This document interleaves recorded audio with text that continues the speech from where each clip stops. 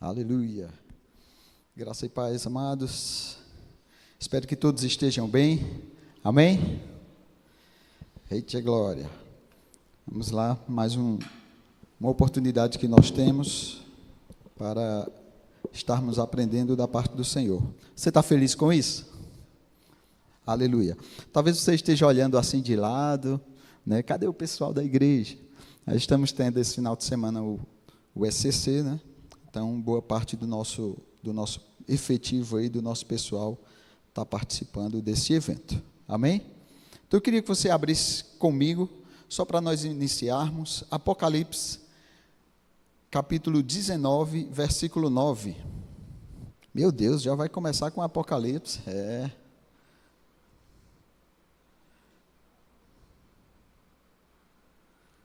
Vamos falar alguns detalhes relacionados a isso. Apocalipse 19, 9. Diz o seguinte: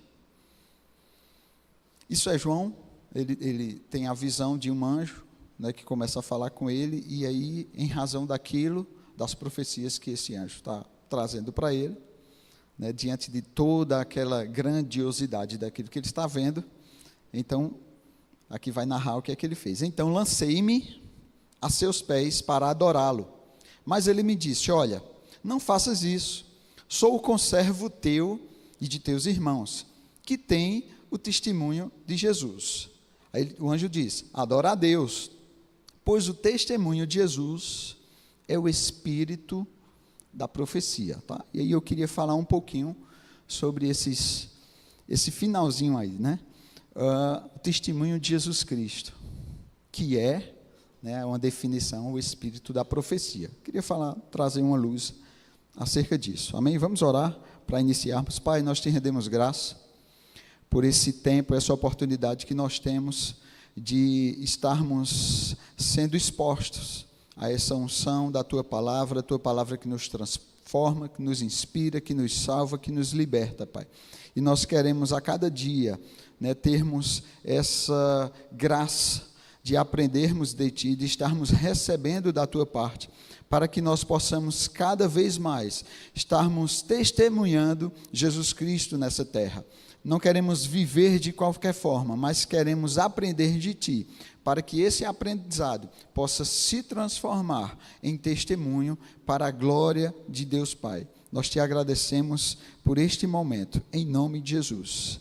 Quantos creem? Diga amém. Aleluia. Então, nós vimos aqui falando acerca do testemunho de Jesus e do espírito da profecia, né? E, de fato, se nós observarmos, desde Gênesis até Apocalipse, toda a Bíblia, ela é banhada por testemunho e profecia.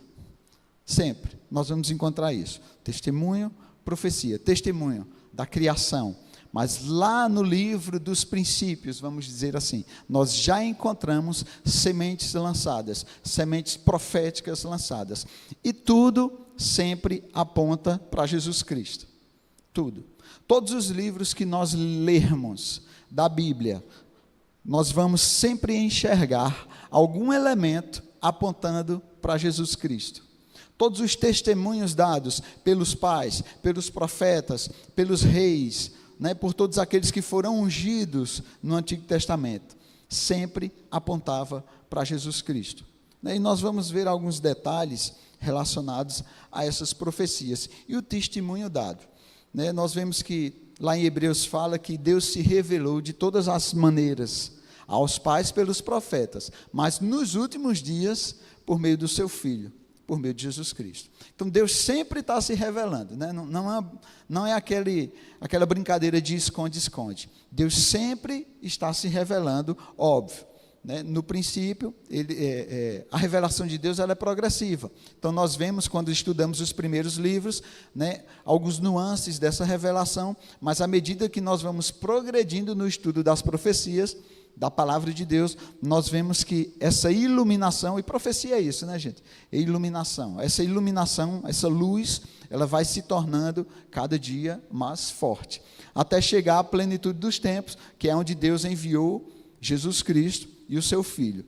E mesmo Jesus, tendo ido ao Pai, ele diz: eu não vos deixarei órfãos, enviarei outro Consolador, o Espírito Santo, que estará convosco todos os dias. O que é que o Espírito faz? Também dá testemunho acerca de Jesus Cristo. Sempre isso. Essa dinâmica nós vamos encontrar do Gênesis ao Apocalipse. Ok? Ainda em Apocalipse, abre comigo aí. Apocalipse 22, do 12 ao 14. E nós vemos um contexto hoje, quando a gente analisa, né, a política mundial, a geopolítica de um modo geral. Não que a gente precise fazer geopolítica, mas quando nós começamos a observar tudo aquilo que tem nos apresentado nesse cenário mundial, de todas as ideologias, né, de todo o ceticismo, enfim, universidades que antigamente foram fundadas e criadas por cristãos, hoje elas estão se declarando praticamente, eu sou ateu, né? Então, assim, é uma universidade que largou ou deixou a base do cristianismo e ela hoje está se posicionando de uma forma em que Jesus Cristo ficou fora da parada. Então, nós estamos vendo o mundo caminhando para isso.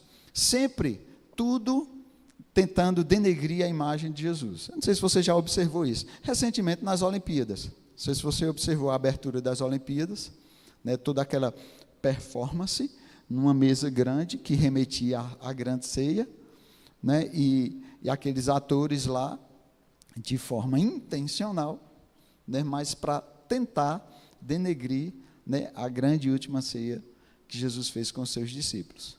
Né, várias drag queens dançando lá no palco, enfim, algo que de alguma forma aterrorizou aí o mundo, mas eles deram entrevista depois, aqueles que estavam, né, organizando as Olimpíadas, dizendo assim, não, mas isso ali foi só arte, foi só performance. Mas se você observar, sempre a arte e a performance, de alguma forma, ela atinge o cristianismo, ela atinge a pessoa de Jesus Cristo. Então, a gente sabe quem está por trás de tudo isso. A Bíblia diz que o diabo, nosso adversário, não são os seres humanos. Não é o irmão que está do nosso lado. O nosso adversário é o diabo. E desde o princípio de todas as coisas, ele vem tentando impedir a humanidade de acessar alguma coisa. E nós vamos ver que acesso é esse. Apocalipse 22, capítulo 22, versículo 12 e 14, diz assim. Jesus falando, e eis que venho sem demora. Comigo está o galardão, diga assim comigo, galardão, que tenho para retribuir a cada um segundo as suas obras. Eu sou o alfa e o ômega, o primeiro e o último, o princípio e o fim. Veja que ele sempre está fazendo essa distinção entre início e fim de todas as coisas. 14. Bem-aventurado aqueles que lavam as suas vestiduras no sangue do Cordeiro, para que lhes assista o direito à árvore da vida e entrem na cidade pelas portas. Então veja, para que lhes assista o direito, nós temos o direito a algo que está reservado para cada um de nós. O direito ao quê, gente? A árvore da vida. Tudo que nós vermos de ataque, tudo que nós vermos de céticos, né, de ideologias que tentam nos afastar de Jesus Cristo e do Evangelho, é para tentar nos impedir a alcançar esse galardão aqui. O galardão. Se você observar no início do 12, diz assim, e comigo está o galardão. Ele não diz assim, comigo está galardões, né, ou alguns galardões. Ele fala o galardão, tá? Algo que é grandioso, é específico. E esse galardão é o direito à árvore da vida. Lá no Gênesis 2, já que Jesus estava falando alfa, ômega, princípio, né, primeiro e último, princípio, enfim, então vamos voltar lá para o princípio. Gênesis 2, 9. Aonde estava esse galardão? Gênesis 2, 9 diz assim, do solo fez o Senhor Deus brotar toda sorte de árvores agradáveis à vista e boas para alimento. E também a árvore da vida no meio do jardim, e a árvore do conhecimento do bem e do mal. Então veja que a árvore da vida foi colocada por Deus no meio do jardim, ok? Foi o Senhor quem fez e ele colocou no meio do jardim essa árvore da vida. Então esse galardão já estava disponível para nós lá no princípio de todas as coisas. Na criação de todas as coisas, Deus já havia colocado esse galardão lá. O quê? A árvore da vida. Mas diz também que ele colocou a árvore do conhecimento do bem e do mal. O que é isso? É uma pegadinha? Não. Isso não é uma pegadinha. Isso aqui é para mostrar que Deus, na sua soberania, criou o ser humano com livre-arbítrio. O livre-arbítrio, o nosso livre-arbítrio, não fere em nada a soberania de Deus. Absolutamente em nada. Existem ideologias aí que dizem que, se nós temos livre-arbítrio, então Deus não é soberano. Isso é mentira de Satanás. Tá? Por quê? Porque o Deus soberano utilizou-se da sua soberania para nos dar o livre-arbítrio. Ponto. Por que ele fez isso? Porque ele quis. Só isso, ele quis. Mas para que pudéssemos exercer a nossa capacidade de escolha, era necessário que houvesse, na criação de Deus, algum elemento aonde nós pudéssemos utilizar o livre-arbítrio e decidir ou por ele ou não.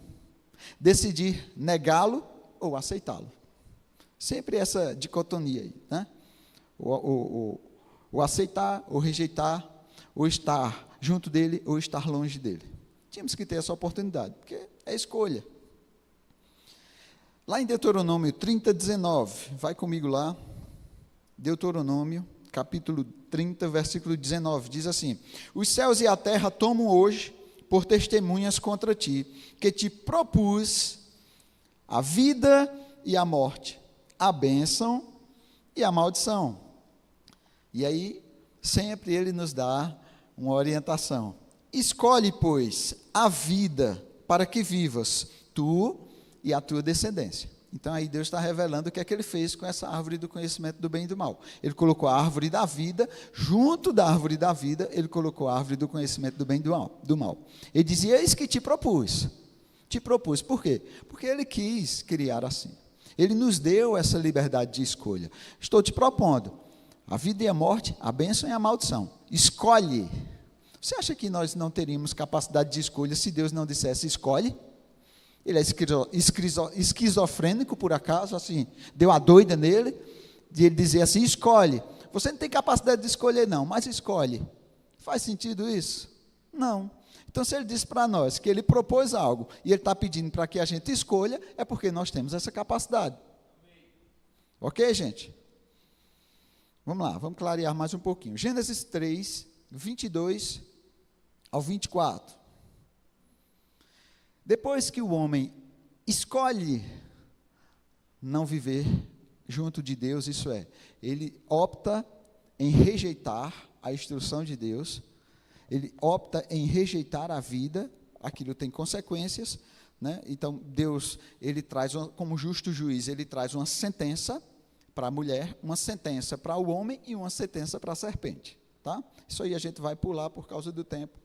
Mas lá em Gênesis 3, do 22 ao 24, diz assim: então disse o Senhor Deus, eis que o homem se tornou como um de nós, conhecedor do bem e do mal, assim que não estenda a mão e tome também a árvore da vida e coma e viva eternamente.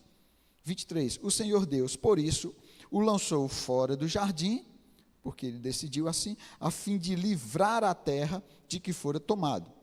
Expulso o homem, colocou querubins ao oriente do jardim do Éden e o refugir de uma espada que se revolvia para guardar o caminho da árvore da vida.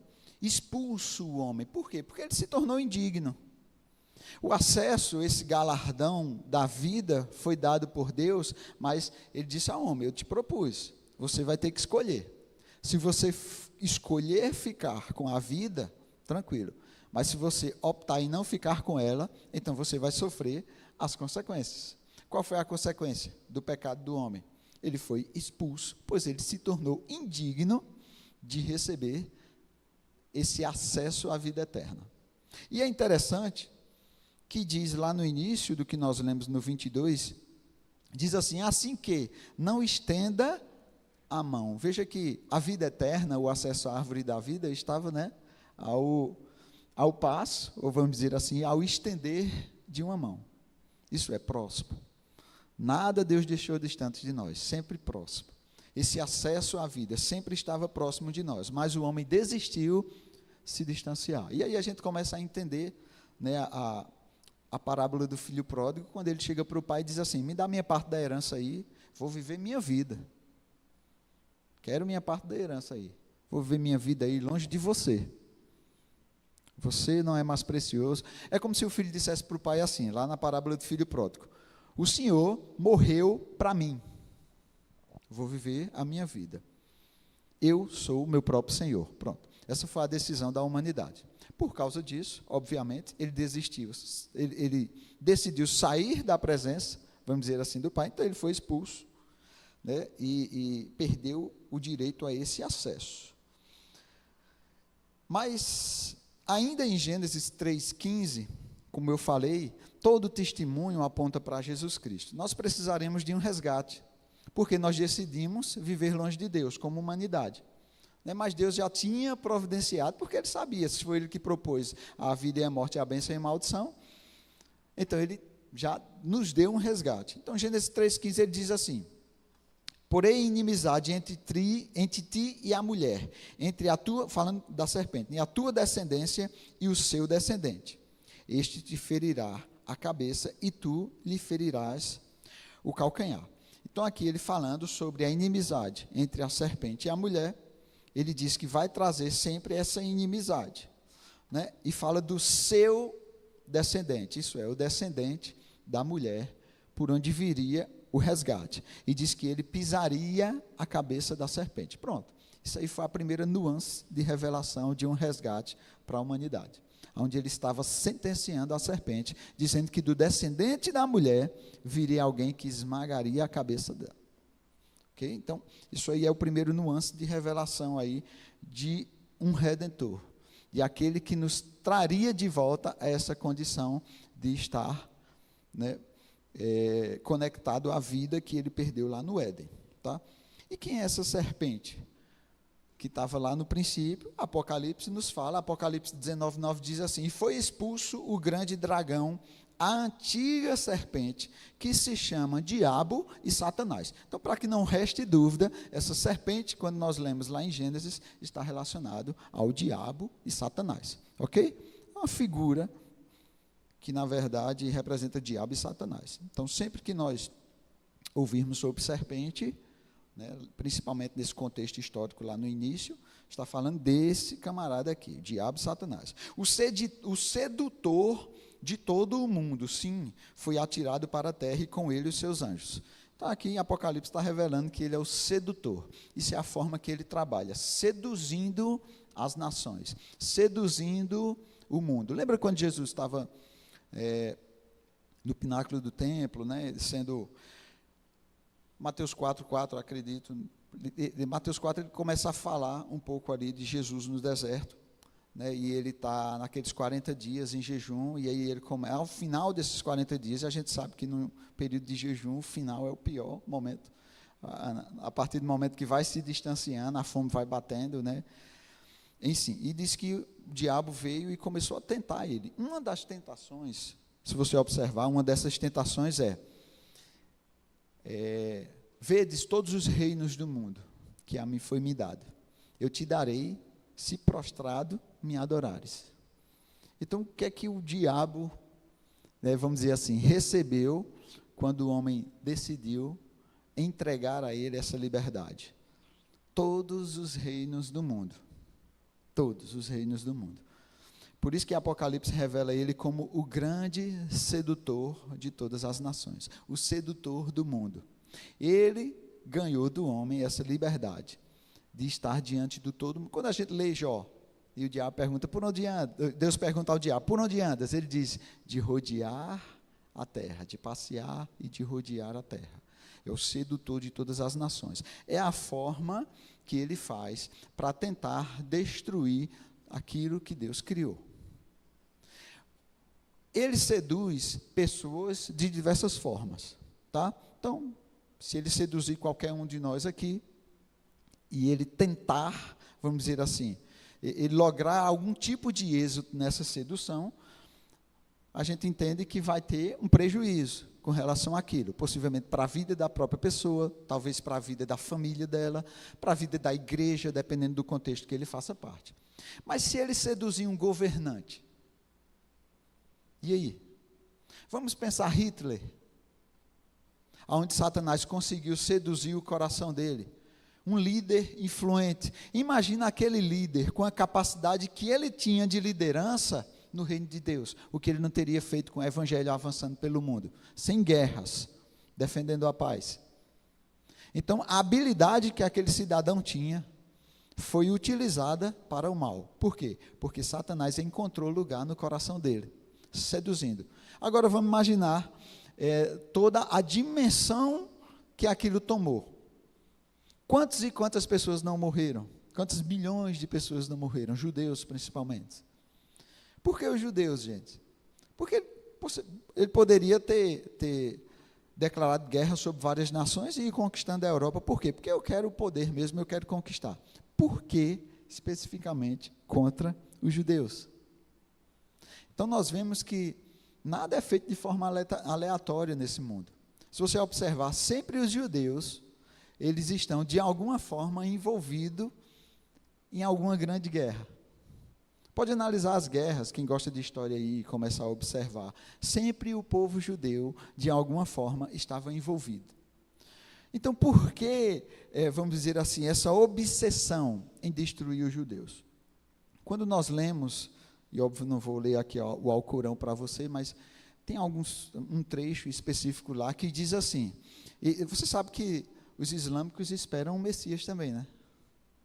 Eles também esperam, eles têm essa promessa deles, da parte deles, de que eles dominarão toda a terra, né? Virá um Messias nos últimos dias, e dominará toda a terra, e tudo será um grande Estado Islâmico, vamos dizer assim, ok? Pega esse termo, Estado Islâmico. O que é que eles defendem sempre, por meio da guerra?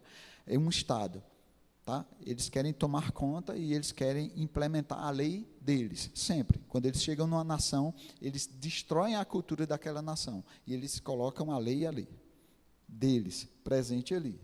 Então, sempre os judeus estão relacionados com toda e qualquer guerra, né? E nós vemos que ao redor de Israel estão várias nações que são inimigas de Israel, sempre. Então, Israel é como se fosse uma bússola no meio se a gente olhar no mapa lá, Israel está como uma bússola no meio do mundo.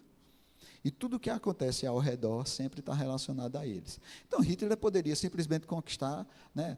Quero conquistar a Europa toda aqui, porque eu quero ser o grande líder disso tudo. Mas se a gente observar, a grande maioria dos que foram mortos eram judeus. O ataque contra os judeus.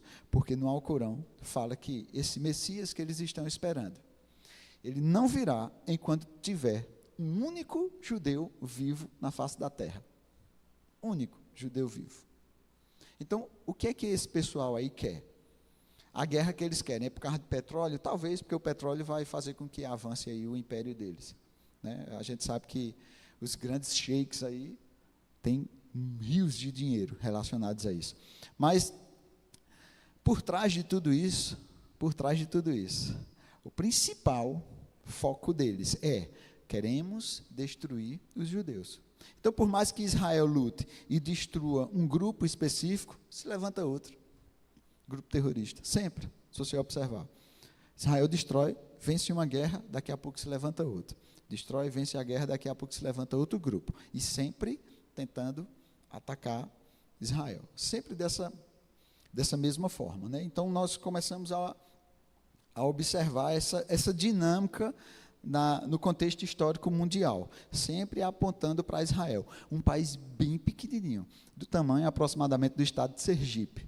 Mas é impressionante como ele, de alguma forma, é uma bússola para todas as nações. De alguma forma. Ele é quem traz o equilíbrio em tudo aquilo que acontece. Dando prosseguimento, nós vemos profecias acerca de Israel, e óbvio, Israel, nós vemos um contexto sempre de juízos sobre Israel, porque Deus escolheu, ele diz assim, por meio de uma família, que era a família de Abraão, ele abençoaria todas as famílias da terra, né? Por meio de um só homem, Abraão, do qual viria o descendente, que era Jesus, e a nação de Israel foi escolhida como um farol para a humanidade, para a iluminação daquilo que Deus queria trazer, daquilo que Deus queria fazer, sempre tivesse iluminando o mundo. Mas nós sabemos, quando nós estudamos a história do povo hebreu, do povo israelita, sempre que um líder, né, que se levantou naquela nação e não guardou os mandamentos, né, a medida de iniquidade foi enchendo e chegava no ponto que vinha juízo. Então o povo sofria, se arrependia, voltava para Deus, Deus libertava o povo, ele passava um tempo guardando os mandamentos, depois esquecia de Deus, começava a pecar, a medida de iniquidade enchia, e aí vinha o juízo. Que medida de iniquidade é essa? Eu não sei, a Bíblia não fala, mas sempre diz que existe uma medida de pecado e de iniquidade, que quando ela enchia, né, o juízo de Deus vinha. Não vai ser diferente nos últimos dias, onde a medida de iniquidade no mundo está crescendo, vai chegar no nível em que o juízo de Deus vier, o que a gente conhece como juízo final, né? E aí tivemos vários juízos derramados sobre a terra, mas haverá um grande juízo, e esse é o juízo, tão conhecido juízo final. Então, Deus sempre se revelou, né, tanto para os israelitas como para o mundo, né, de todas as formas, dando esse testemunho acerca de Jesus Cristo. Né? E nós vemos, por exemplo, eu lembro que eu já falei um tempo sobre isso aqui, acerca de algumas celebrações judaicas. Nós temos 7, né, festas, vamos dizer assim. Não é bem festa, porque no nosso contexto festa é uma coisa bem, né, mas é mais celebrações, né, que é o Kodesh, que são convocações ao povo. Então, nós podemos encontrar cada uma dessas festas, por exemplo, descritas lá em Levítico 23:4. No livro de Levítico 23:4 diz assim: são estas as festas fixas do Senhor, as santas convocações que proclamareis no seu tempo determinado. E aí, lá, se a gente continuar lendo, ele vai falar de cada uma dessas festas. O texto é longo, mas eu vou citar cada uma delas, né? Festa da Páscoa, a gente vai encontrar facilmente na Bíblia. Festa dos Pães Asmos, festa das primícias, festa de Pentecostes, festa das trombetas, festa da expiação e festa dos tabernáculos. É uma sequência de 7 festas. Essas 7 festas, todo ano, o povo de Israel era convocado para celebrar elas nessa sequência, tá? Desde a festa da Páscoa até a festa dos tabernáculos. Cada uma dessas festas tinha características específicas e elas aconteciam mais ou menos do mês de maio até o mês de outubro, por aí, certo? Cada uma delas, nós vamos ver, né, cada uma delas relacionadas a isso. E a gente sabe que, lá em Hebreus 10:1, fala que, ora, visto que a lei tem sombra dos bens vindouros, não há imagem real das coisas, nunca jamais pode tornar perfeitos os ofertantes, com os mesmos sacrifícios que, ano após ano, perpetuamente eles ofereciam. Então, essas festas aconteciam ano após ano, tá? Ano após ano, essa festa acontecia. Mas o que eram essas festas? Essas festas eram apenas uma sombra do que haveria de vir no futuro, ok? Como aqui diz, sombra dos bens vindouros. Então, era a forma que cada uma dessas festas dava um testemunho, tá? Ela tinha um significado e ela dava um testemunho. Nós vamos ver que testemunho é esse. Então, nós vemos a primeira das 7 festas, né, que está lá ela acontece mais ou menos ali no mês de março, abril, de todo ano, tá? Para os judeus, que é a festa da Páscoa. Então, lá em Êxodo 12, de 1 ao 8, e saltando para o 46, Êxodo 12, do 1 ao 8, e saltando para o 46, diz assim: disse o Senhor a Moisés e a Arão na terra do Egito: este mês vos será o principal dos meses, será o primeiro mês do ano. Falai a toda a congregação de Israel, dizendo: aos 10 deste mês, cada um tomará para si um cordeiro, segundo as casas dos pais, um cordeiro para cada família. Mas se a família for pequena para um cordeiro, então convidará ele e o seu vizinho mais próximo, conforme o número das almas, conforme o que cada um puder comer. Por aí calculareis quantos bastem para o cordeiro. O cordeiro será sem defeito, macho de 1 ano. Podereis tomar um cordeiro ou um cabrito, e o guardareis até o 14º dia deste mês. E todo o ajuntamento da congregação de Israel o imolará no crepúsculo da tarde. Tomarão do sangue e o porão em ambas as ombreiras, na verga da porta, nas casas em que o comerem. Naquela noite comerão a carne assada no fogo, com pães asmos e ervas amargas o comerão. O cordeiro há de ser comido numa só casa, da sua carne não levareis fora da casa, nem lhe quebrareis nenhum osso. Ok? Então aqui está falando de um cordeiro que é guardado, cordeiro puro, para ser imolado e para ser sacrificado. Quem esse cordeiro representa, gente? Jesus Cristo, na sua primeira vinda aqui na terra. Ele veio como cordeiro de Deus, o servo sofredor.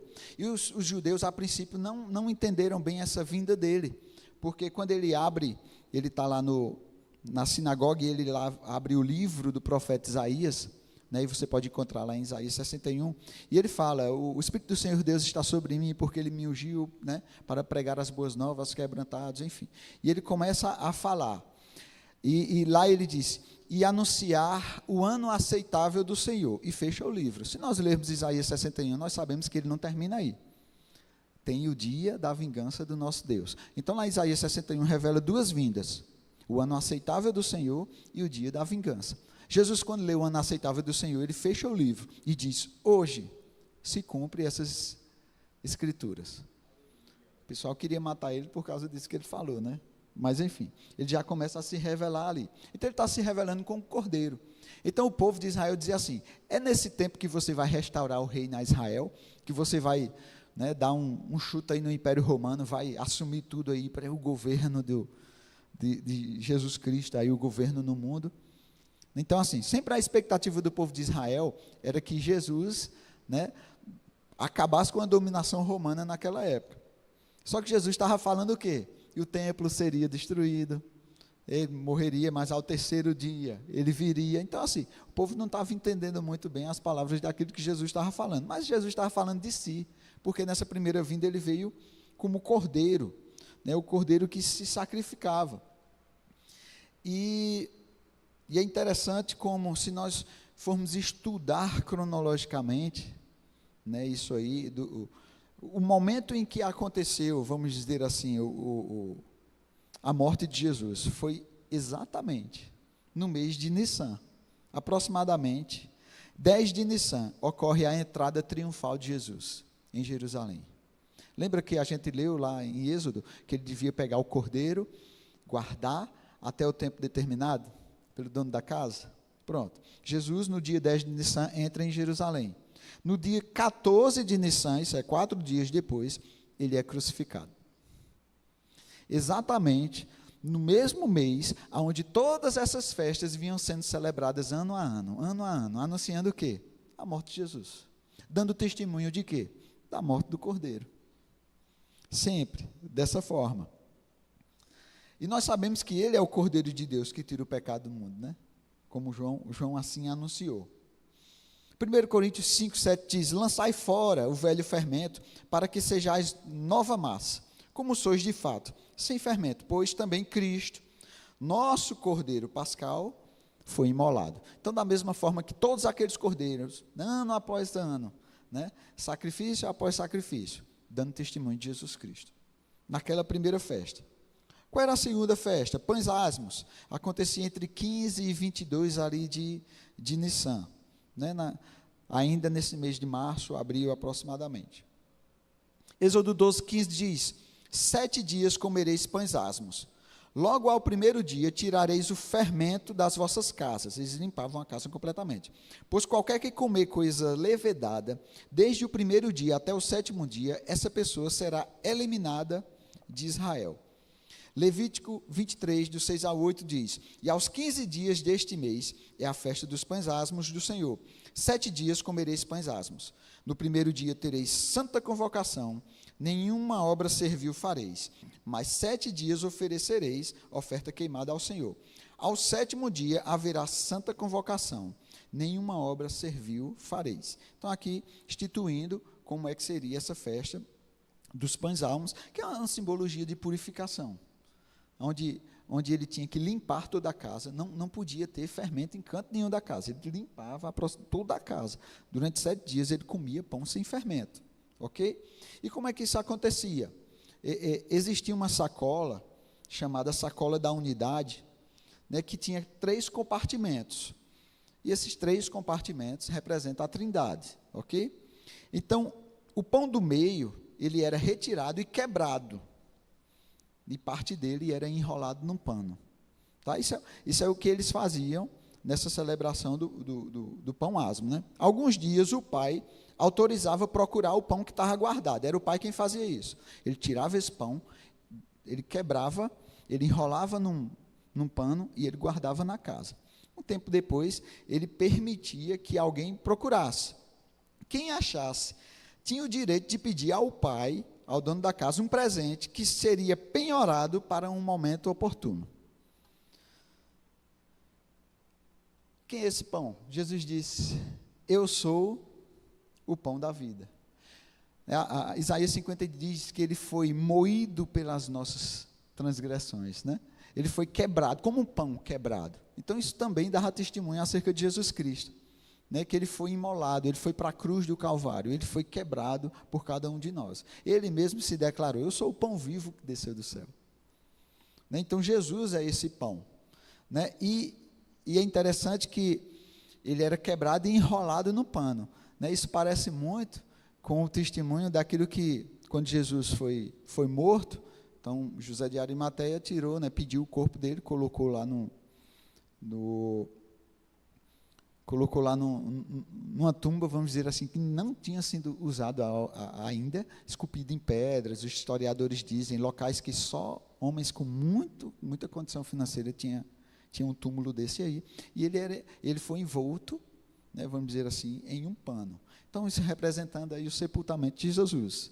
E quem encontrasse esse pão, né, ele poderia pedir algo, e o pai dava um penhor, para que ele pudesse receber depois esse presente. E a gente sabe que a Bíblia diz que o Espírito Santo é o penhor dessa promessa, que foi dado a cada um de nós, que encontrou esse pão da vida, vamos dizer assim, Jesus Cristo. Amém? Então, tudo de alguma forma, né, vai apontando para isso. Então, Isaías 53, quando fala que ele foi transpassado pelas nossas transgressões, moído pelas nossas iniquidades, o castigo que nos traz as paz estava sobre ele, e pelas suas pisaduras fomos sarados, né? Então, pão sem fermento, né?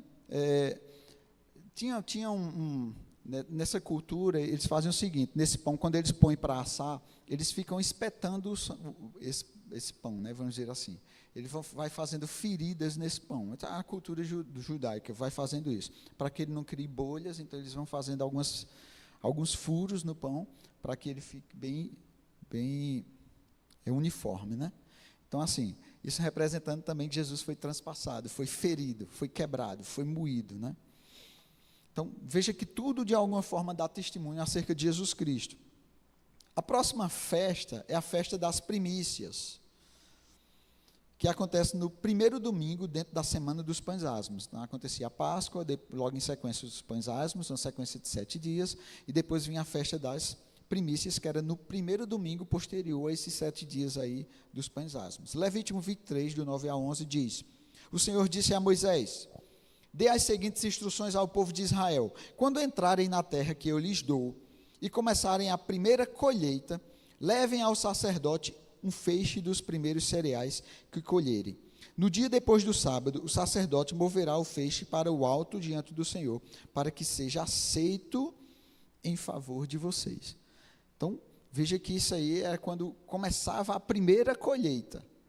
Então, eles pegavam as primícias, o feixe, e eles levantavam ao Senhor como oferta, ok? Dos primeiros cereais que eles colhiam. Eles juntavam esses feixes da primeira colheita de trigo e levava até o sacerdote, para que o sacerdote fizesse, né, essa celebração aí, esse ritual de levantar esse feixe como que oferta, ou sendo ofertado ao Senhor.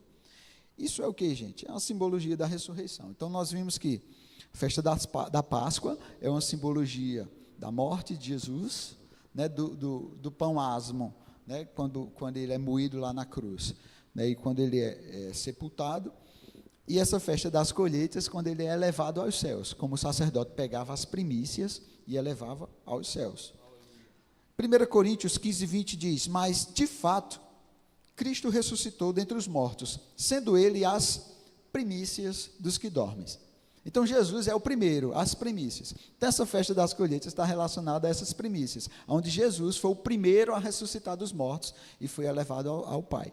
Então, sempre que eles faziam essa colheita, pegavam os primeiros frutos da colheita de trigo e elevavam aos céus como oferta a Deus, isso representa a ressurreição de Jesus Cristo. Mais uma vez, dando testemunho acerca de Jesus. Então, Cristo, ele vamos dizer assim, o primeiro desta grande colheita de ressurreição. A nossa primícia, Jesus Cristo. Depois vinha a festa de Pentecostes, né? Entre 6 e 7 de Sivan, que é mais ou menos o nosso mês de junho. Então, 7 semanas após essas primícias. Em Levítico 23, do 15 ao 17, diz: a partir do dia seguinte, ao sábado, o dia em que levarem o feixe de cereal, a fim de ser movido para o alto como oferta especial, contem 7 semanas completas. Continuem contando até o dia depois do 7º sábado, isto é, 50 dias depois. Então, apresentem uma oferta de cereal novo para o Senhor. Onde quer que morarem, leve 2 pães que serão movidos para o alto como oferta especial diante do Senhor. Prepare os pães com 4 quilos de farinha da melhor qualidade e assentem com fermento. Serão oferta para o Senhor dos primeiros frutos de sua colheita. Isso é o cereal novo, representa a nova vida. Quando nós nascemos de novo por meio de Jesus Cristo. E por que ele fala 2 pães e agora com fermento? Porque antes, lembra que era um pão sem fermento. Agora são 2 pães com fermento. Está falando sobre o nascimento da igreja com o derramar do Espírito Santo. Lá em Pentecostes. Quando o Espírito foi derramado, né, sobre todo o povo. Lembra? Profecia de Joel. Nos últimos dias, o meu Espírito será derramado sobre toda a carne. Antigamente, era só sobre alguns que Deus escolhia. Mas nos últimos dias, o Espírito derramado sobre toda a carne. Ok? Então, a profecia de Joel está relacionada a isso. Jeremias 31, 33, Jeremias, capítulo 31, versículo 33, diz: porque esta é a aliança que firmarei com a casa de Israel, depois daqueles dias, diz o Senhor, na mente lhes imprimirei as minhas leis, também no coração lhes inscreverei, eu serei o seu Deus, e eles serão o meu povo. Então, isso aí é um sinal de aliança, que ele fazia nos últimos dias, em Efésios 2, 14 e 16, veja, a promessa é que o Espírito seria derramado sobre toda a carne. Se a gente analisar Atos, nós vamos ver que o início da igreja, lá em Atos, era composto só por judeus. Só por judeus, certo? Tanto que Pedro tem uma visão a um lençol grande com vários animais para os judeus impuros, né? E a instrução, mata e come. Pedro, que é isso, Senhor? De forma alguma eu farei isso. Por quê? Porque na cultura judaica eles não podiam comer esses animais impuros, considerados.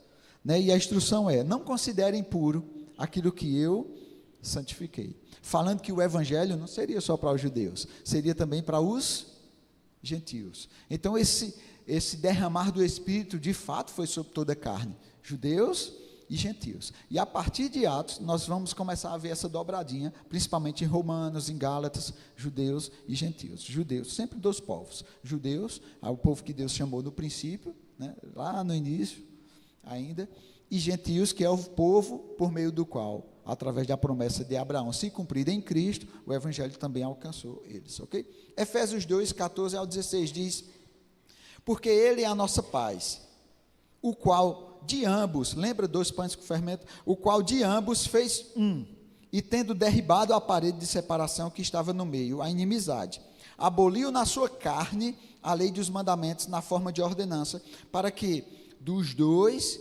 criasse em si mesmo um novo homem, fazendo ou selando a paz, e reconciliasse ambos em um só corpo com Deus, por intermédio da cruz, destruindo por ela a parede de inimizade que existia entre judeus e gentios. Então, desses 2 povos, ele fez um só.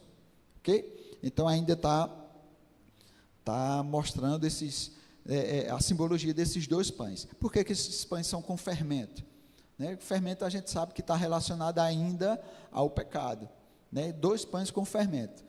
Porque tanto judeus quanto gentios, né, que em Cristo se tornaram um novo povo chamado a Igreja de Deus, Ok? O que é que a igreja de Deus é hoje? A igreja de Deus hoje é formada por judeus convertidos e gentios convertidos. Pronto, essa é a igreja de Deus. Um novo povo que dos dois se tornaram um. Só que o novo nascimento foi dado em espírito, mas o nosso corpo, Paulo diz, em mim ainda habita o pecado. O corpo corruptível, essa carne corruptível, que um dia, na vinda de Jesus Cristo, na ressurreição, se transformará em incorruptibilidade, que é quando o nosso corpo será transformado. O que é mortal se transformará em imortalidade, o que é o corruptível em incorruptibilidade. Então hoje, apesar de nascermos de novo, sermos uma nova criatura, ainda estamos nesse corpo. Por isso que esses pães, esses dois povos, judeus e gentios hoje, esses pães são com fermento. Veja, aquilo que eles faziam lá, ainda dando testemunho do que está acontecendo hoje. Sempre, todos os anos. Então, nós vimos que essas festas, cada uma dessas festas já se cumpriram, ok? Da Páscoa, né, dos pães asmos, a festa das colheitas, das primícias, enfim, todas elas se cumpriram na primeira vinda de Jesus Cristo. E as outras festas ainda dão testemunho da segunda vinda de Jesus. Festa das trombetas, 1º de Tishri, mais ou menos o mês de setembro, outubro nosso, se comemorava o ano novo civil judaico. Lá em Levítico 23, 24 diz: dê as seguintes instruções ao povo de Israel: no primeiro dia do 7º mês, também um dia de descanso absoluto, será uma reunião sagrada, uma celebração memorial, comemorada com toques de trombetas. Então, como é que se daria isso, nessas celebrações, nessas festas, que é a chamada festa das trombetas? Eles davam, ou eles dão ainda eles celebram isso, um toque de 30 trombetas em grupos de 3, ok? Então, primeira vez que ele tocava a trombeta, sempre em grupos de 3, um toque curto, um toque médio e um toque mais longo, sempre. São 30 toques de trombetas. Na última trombeta, ele dava um toque contínuo, enquanto o fôlego daquele que estava tocando o instrumento suportasse. Então, é assim que funciona a festa das trombetas, nessa celebração. São 30 toques de trombetas em grupos de 3, cada uma, curto, médio e longo, e na última, na 30ª, um toque contínuo até o fôlego se esvair, tá? É assim que acontece. Na prática, essa celebração da festa das trombetas. Qual é a simbologia disso, gente? A simbologia do arrebatamento da igreja. Paulo nos fala acerca disso, 1 Coríntios 15, 52. Ele diz: num momento, num abrir e fechar de olhos, ao ressoar da última trombeta, a trombeta soará, os mortos ressuscitarão incorruptíveis e nós seremos transformados. Então, a festa das trombetas está dando testemunho do arrebatamento da igreja quando Jesus vier trazer ela.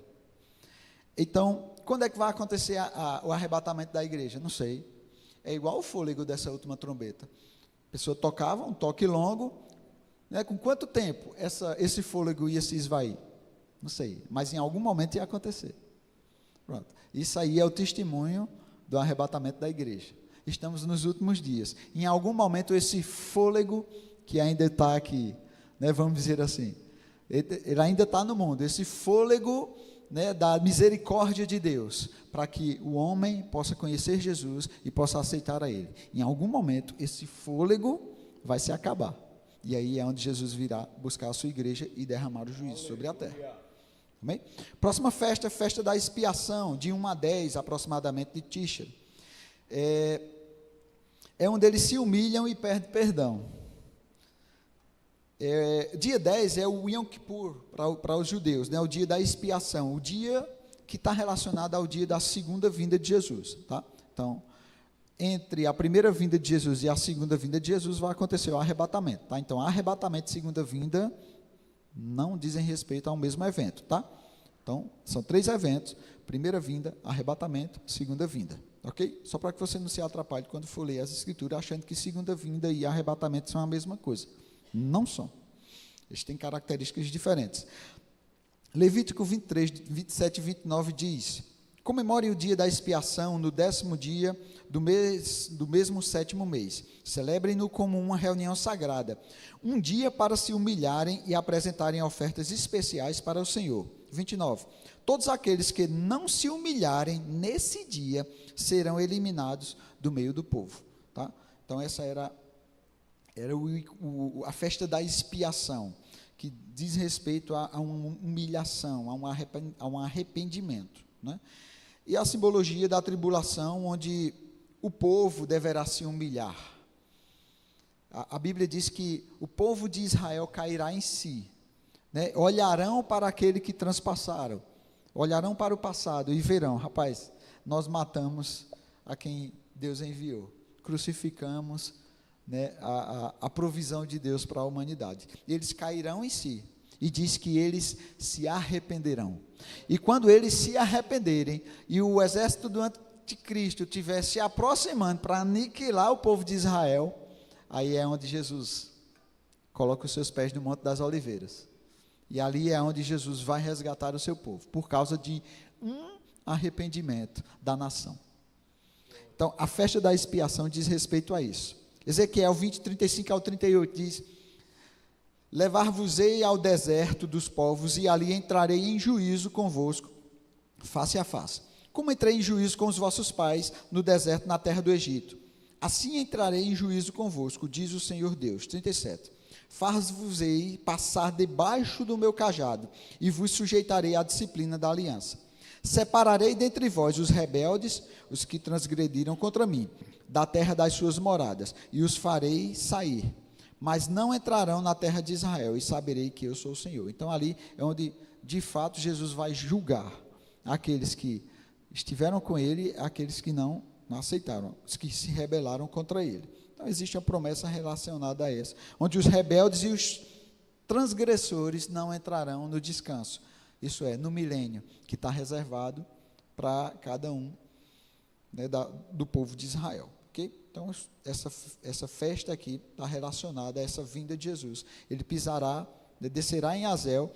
Lembra quando Jesus subiu, os discípulos ficaram olhando para cima, né? Fala lá em Atos, e diz que 2 homens de branco apareceram e diz: por que vocês estão olhando para cima? Por que olhasse para cima? Porque um dia ele haverá de voltar da forma que ele subiu.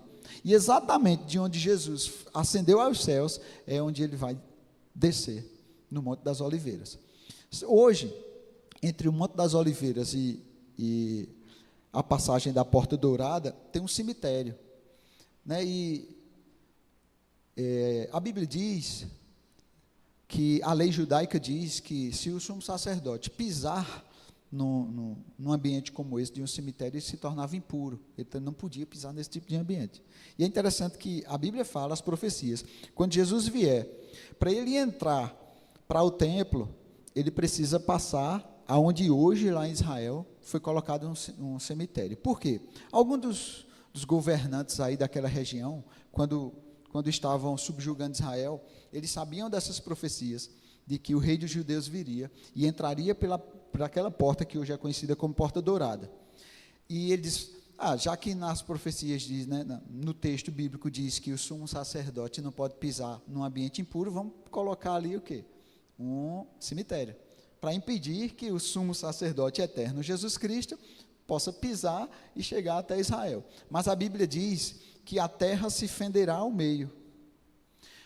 Assim, tem gente que acha ruim acreditar que o Mar Vermelho se abriu, mas a Bíblia diz que nos últimos dias, quando Jesus pisar ali no Monte das Oliveiras, a terra se fenderá ao meio, ela se abrirá ao meio. Aonde hoje é o cemitério? Vai abrir para que Jesus possa passar num terreno limpo, cumprindo ainda as profecias, cumprindo o testemunho.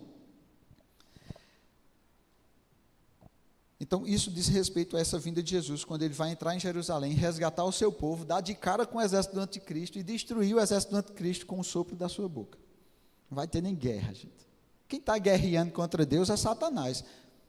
Mas Deus não está guerreando contra Satanás, não. Porque se Deus se mover um tantinho assim, já era. Deus só está dando tempo para que a humanidade se arrependa. Então, nessa guerra, última grande guerra que vai acontecer aqui, na verdade nem vai ter luta. Porque quando o exército do inimigo se aproximar de Jesus, com o sopro da sua boca, ele vai destruir o inimigo. Sopro, só isso. É o fraco, né? A última grande festa, para finalizar, a festa dos tabernáculos, né, que dura uma semana. E o povo irá habitar em tendas, né, que é para se lembrar que os antepassados dormiam também em tendas no deserto. Então, Levítico 23, 34, 39, do 42 ao 43 diz: dê as seguintes instruções ao povo de Israel: comece a celebrar as festas das cabanas, no 15º dia do 7º mês. Essa festa, em homenagem ao Senhor, durará 7 dias. Lembre-se de que essa festa de 7 dias, em homenagem ao Senhor, a festa das cabanas, começa no 15º dia do 7º mês, depois de terem recolhido tudo o que a terra produziu. Celebrem a festa do Senhor por 7 dias. O 1º e o 8º dia da festa serão de descanso absoluto. Está falando de um período de descanso. Durante 7 dias morarão ao ar livre em pequenas cabanas. Todos os israelitas de nascimento morarão em cabanas. Desse modo, lembrarão cada nova geração de israelitas que eu fiz seus antepassados morarem em cabanas, quando libertei eles da terra do Egito. Eu sou o Senhor, seu Deus. Então aqui está falando sobre a presença de Deus manifesta entre nós, que ia habitar em tabernáculos, né? Então, a simbologia do reino messiânico, o reino que virá, quando Jesus virá essa terra e ele verdadeiramente estabelecer o seu reino. Algumas pessoas que estudam profecias dizem: o reino do anticristo é um reino mundial. Não, o reino do anticristo não é um reino mundial. Ele vai querer se transformar num reino mundial, mas ele não vai conseguir. O único reino que será de fato mundial é o reino de Jesus Cristo. E ele vai governar lá de Jerusalém. Governar todo o mundo. É isso que as profecias apontam. Então, essa festa dos tabernáculos diz respeito a isso. O que é tabernacular? É habitar. Então, Jesus habitará entre o seu povo. Apocalipse 21, 3 diz: então ouvi grande voz, ainda voz do trono, dizendo: eis o tabernáculo de Deus com os homens. Deus habitará com eles. Eles serão seus povos de Deus, e Deus mesmo estará com eles. E aqui mostrando, né, que o próprio Deus irá tabernacular, né, irá, vamos dizer assim, viver com todos os homens, no meio de todos os homens. O próprio Jesus Cristo irá governar. Então aí são todas essas profecias relacionadas a Israel. E aí a gente começa a entender por que tanto ataque assim a Israel. Por quê? Porque Israel foi escolhida para ser luz para as nações, né? E hoje, tanto Israel como os gentios que recebem a Jesus se tornou um só povo, que é a igreja. Então sempre nós vamos ver isso, gente, esse ataque, sempre esse ataque. Por quê? Porque eles estão querendo fazer com que as profecias não se cumpram. Imagina só, se a profecia vai se cumprir e ela está relacionada a Israel, vamos acabar com o povo de Israel. Então o Messias não vai vir, porque ele não tem para que vir. Então isso é a ideia que Satanás está colocando no coração, vamos dizer assim, de cada um desses governantes, certo? Mas a gente sabe que isso aí não vai acontecer. Por quê? Profeticamente, o que é uma profecia, gente? Profecia é Deus nos dando a capacidade de enxergarmos algo que já aconteceu no futuro. Por quê? Porque apesar de para a gente ainda vai acontecer, porque futuro é assim, para Deus já aconteceu. Então Deus foi no futuro, viu o que aconteceu, veio por meio de um profeta e revelou como é que ia acontecer. Pronto. Por isso que não há como mudar, porque Deus já viu.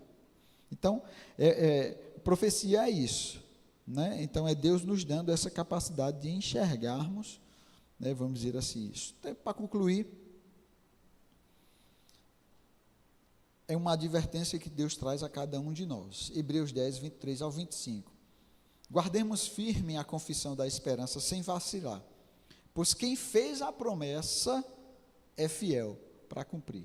Então nós vimos cada uma dessas festas dando testemunho de Jesus Cristo, cada uma delas para o povo de Israel, sempre dando testemunho de Jesus. Então ele está dizendo assim, guarde firme a confissão da esperança, sem vacilar, porque aquele que fez a promessa, aquele que foi dando testemunho desde o início, ou seja, ele é fiel, e ele vai cumprir. 24, consideremos-nos também uns aos outros, para que nos estimularmos ao amor e às boas práticas, às boas obras. Não deixemos de congregar-nos, como é de costume de alguns. Antes, façamos admoestações, e tanto mais quanto vedes que o dia se aproxima. Aquele que é fiel, aquele que deu as promessas é fiel para cumprir. E esse dia está chegando. Então a gente não pode vacilar. Precisamos guardar firme a nossa confissão. Precisamos guardar firme o testemunho de Jesus Cristo. Porque o testemunho de Jesus Cristo é o espírito das profecias. E elas estão unidas.